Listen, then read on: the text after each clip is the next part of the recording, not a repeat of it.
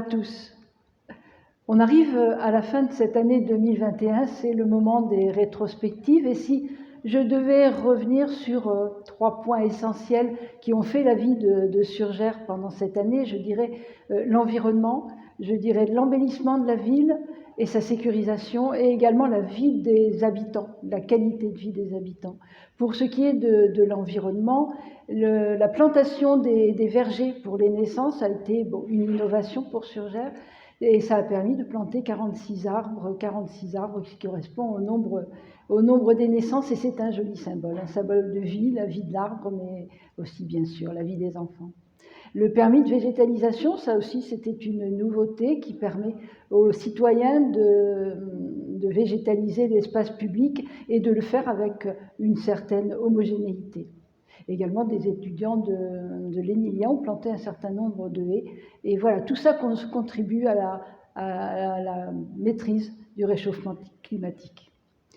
L'embellissement de la ville, ça a eu lieu de différentes façons, notamment en refaisant un certain nombre de routes, et je pense tout particulièrement à la rue Barabin et à la rue du Lavoir, qui ont été refaites pour accueillir la nouvelle résidence, la résidence senior, qui était vraiment un besoin que l'on ressentait entre le maintien des personnes à domicile et la maison de retraite. Le troisième point était l'amélioration de la vie des habitants à Surgères. La commission vie de quartier a permis de commencer à créer ce lien, de commencer à ce qu'il y ait une émulation au sein des quartiers. La deuxième chose à laquelle je tiens beaucoup dans cette même idée, c'est le conseil municipal des jeunes. Le conseil municipal des jeunes est tout juste élu et ça nous permet de faire comprendre aux enfants l'importance de s'engager.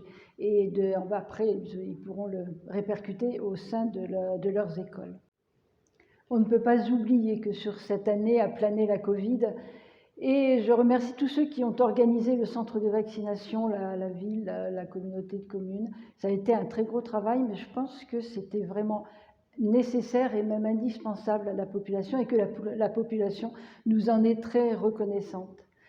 Cette année aussi, je remercie beaucoup les associations qui ont pu œuvrer pour que les manifestations de l'été soient conservées, pour que cette convivialité puisse quand même exister malgré toutes les contraintes qui nous étaient imposées.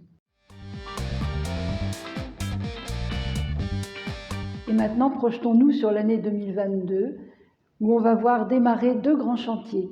La LSH, le centre de loisirs à côté de l'école Jean Jaurès, qui doit être livré en juillet 2023, et le lotissement Poyot.